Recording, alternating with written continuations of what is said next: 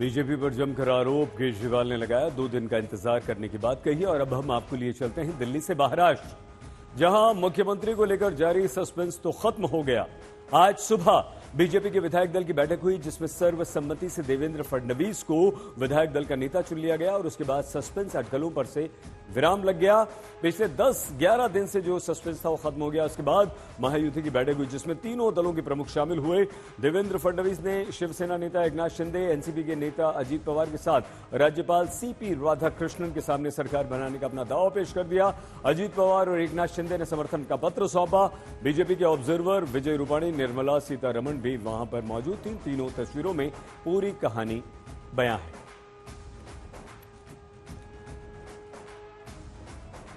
आज महायुति के तीनों प्रमुखों ने साझा प्रेस वार्ता की, जहां देवेंद्र फडणवीस ने शिंदे का शुक्रिया किया तो शिंदे ने भी साफ कर दिया कि महायुति में सब कुछ ठीक है, कहीं कोई नाराजगी नहीं है। कल मैं स्वयं माननीय हमारे मुख्यमंत्री एकनाथ शिंदे जी के पास गया था और एकनाथ राव जी को मैंने ये निवेदन किया था कि हम सभी की इच्छा है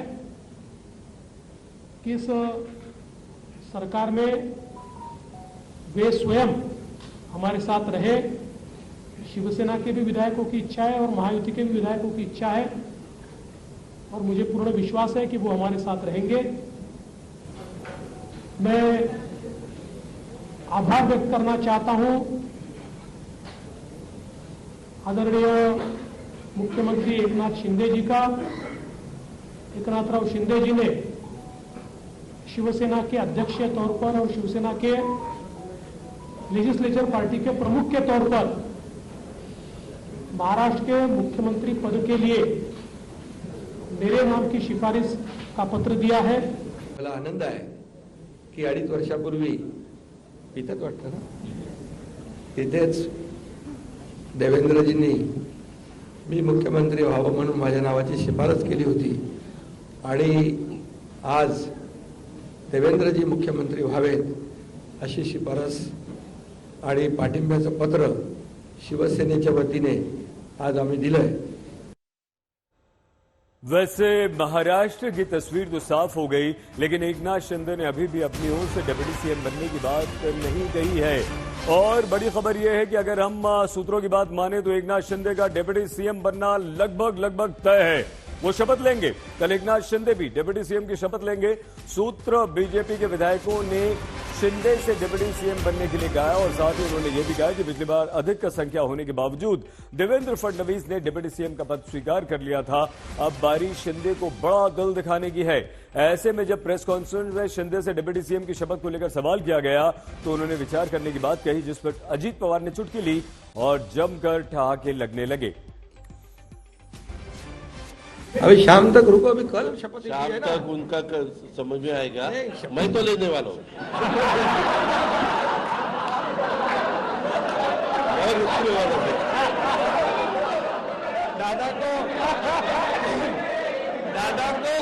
नहीं, अरे भाई दादा को अनुभव है, तो मैं शाम को भी ले लेगा और सुबह भी ले लेगा।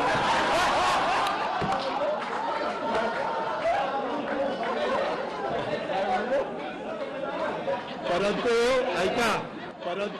ऐका पूर्वी आम्ही सकाळी दोघांनी घेतली होती, तो हे राहून गेलेलो होता। आता पुढे 5 वर्ष आता ठेवणार आहे। सगळे कन्फ्युजन दूर होतील, थोडी कळ काढा, काही कन्फ्युजन ठेवणार नाही, सगळं क्लिअर। काही कन्फ्युजन नाही आहे ए बाबा, काही कन्फ्युजन नाही। सगळ्यांना उद्या तुम्ही 5:30 वाजता नाही 5 वाजता हजर व्हा आणि परत दादांच्या बद्दल किंवा आमच्या बद्दल काय तुम्ही बातम्या। बहुत कम ऐसा होता है जब एकनाथ शिंदे को इस तरह से आप ठहाके लगाते हुए देखते हैं और आज उन्होंने देखा तीनों के बीच सब कुछ ठीक हो गया। ये तो सच है। एक अपडेट आपको ये दे दें कि इस समय एकनाथ शिंदे और देवेंद्र फडणवीस के अलावा अजीत पवार से बैठक उनकी चल रही है। सूत्रों के हवाले से एक और बड़ी खबर आ रही है। महाराष्ट्र में इस समय बड़ी बैठक चल रही है। देवेंद्र फडणवीस, एकनाथ शिंदे शामिल हैं। बैठक में मंत्रियों के पोर्टफोलियो पर चर्चा हो रही है। यह बैठक मुख्यमंत्री के घर पर चल रही है। आइए हम आपको सीधे ऋत्विक भालेकर, हमारे संवाददाता हमारे साथ जुड़ चुके हैं। ऋत्विक, ऋत्विक, तीनों जिस तरह से ठहाके लगाते हुए नजर आए हैं, सीएम डिप्टी सीएम तय, क्या इसी तरह से विभागों का बंटवारा हो जाएगा या कहीं कोई पेच फंस रहा है?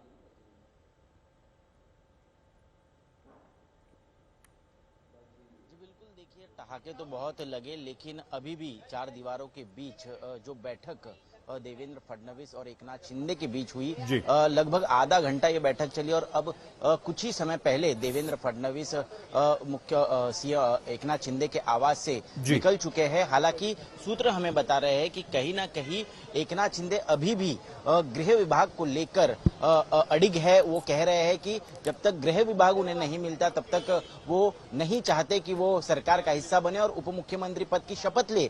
हालांकि देवेंद्र फडणवीस ने उन्हें कहा है कि इस बारे में मैं दिल्ली के आला कमान से बात करूंगा और क्या हो सकता है इसके बारे में जल्द से जल्द आपको जवाब दूंगा। अब कयास ये लगाए जा रहे हैं कि क्योंकि शपथ विधि के लिए कुछ ही समय बचा है, कल 5:30 बजे शपथ विधि पीएम मोदी के उपस्थिति में होने वाली है, तब तक क्या इस पर हल निकलेगा, क्या सस्पेंस बरकरार रहेगा और एकनाथ शिंदे अगर गृह विभाग नहीं मिलता तो कौन से ऐसे पोर्टफोलियोज है जिस पर वो मानेंगे, ये देखना बहुत ही महत्वपूर्ण है। सही, बहुत धन्यवाद ऋत्विक। हमारे संवाददाता ऋत्विक भालेकर मुंबई से हमें जानकारी दे रहे थे।